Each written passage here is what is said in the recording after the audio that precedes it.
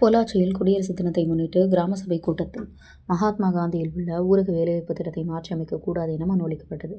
பொள்ளாச்சியில் குடியரசு தினத்தை முன்னிட்டு திருக்குன்றத்துக்கு உட்பட்ட நாயகன்பாளையம் ஊராட்சியில் கிராம சபை கூட்டம் ஊராட்சி செயலாளர் தலைமையில் நடைபெற்றது.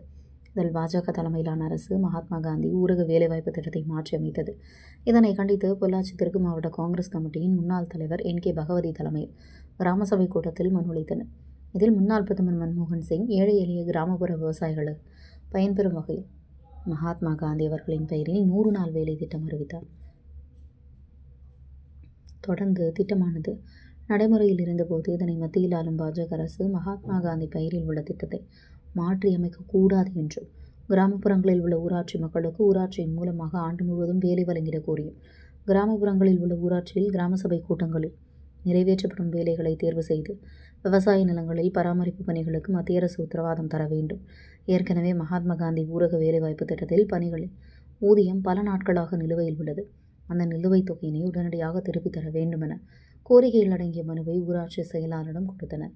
இதில் பொள்ளாச்சி தெற்கு மாவட்ட முன்னாள் தலைவர் N.K. பகவதி, நாயகன்பாளையம் ஊராட்சி கிராம சபை கூட்டத்தின் துணைத் தலைவர் மணிகண்டன், ஊராட்சி தலைவர் காமராஜ், துணைத் தலைவர் நாகராஜ் உட்பட பலர் கலந்து கொண்டனர்.